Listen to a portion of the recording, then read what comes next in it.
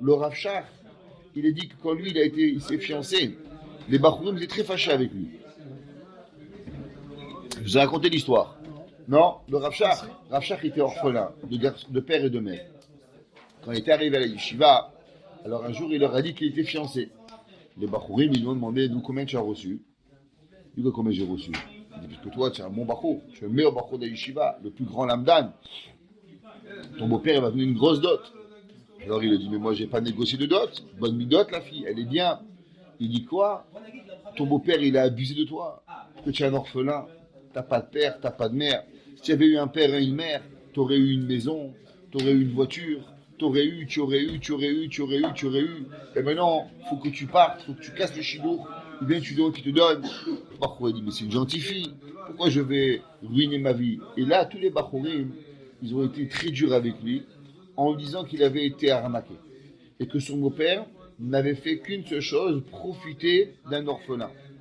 Et le Rav Shach, il dit qu'il était le meilleur Bachour de Yeshiva. C'était connu. Et il s'est assis, il a été mitbonen. Est-ce que sa vie, elle est reliée à l'argent, ou sa vie, elle est reliée à la Torah? Et il a dit, je ne comprends pas. J'ai passé la première guerre mondiale tout seul. J'ai passé, Rav Shach était né en 1890. Et toute ma vie, ma vie, j'ai pas besoin d'argent. Moi, j'ai besoin d'une personne qui va m'aider à grandir en Torah et Yirat Shamayim. Pourquoi je vais aujourd'hui décider que l'argent il sera plus important que mes midot? Faire la peine à une jeune fille, peut-être le père il m'a arnaqué, je sais pas, mais c'est pas ça que je veux.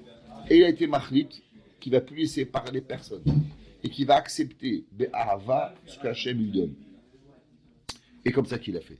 Et dès qu'on lui parlait, il a arrêté. Et il a décidé qu'il va se marier, quoi qu'il arrive. Il s'est marié.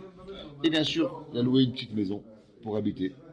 Et en 1939, quand les nazis sont arrivés à Vilna, qui c'est qui sont partis les premiers?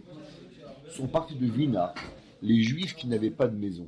Toutes les personnes qui ont loué les maisons, qui n'avaient pas de terrain, qui n'avaient pas d'assises à la ville de Vilna, alors automatiquement, quand les nazis ils ont envahi la Pologne, les premiers qui se sont sauvés, c'est tous les juifs qui avaient des locations de maisons, ils n'avaient rien à perdre. Et là, Rav Shach, dès qu'il a vu les Allemands envahir la Pologne en 1938, il s'est sauvé les partisans d'Israël. Tous ses copains qui avaient des maisons difficiles sont tous morts. Il a dit le Rav Shach, dans la vie, tu crois qu'on t'arnaque, tu crois qu'on te fait du mal.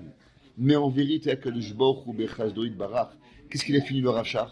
Il a fini le Rosh Hashanah de Ponyovitch avec des milliers de Bachourim, des dizaines de milliers de Talmidim, un dor chalem de gens qui a étudié. Il aurait pu tout perdre, tout cela, pour une maison. Dans la vie, il faut savoir qu'est-ce que tu cherches. Tu cherches une maison, tu cherches les midot. C'est pas obligé de tout avoir.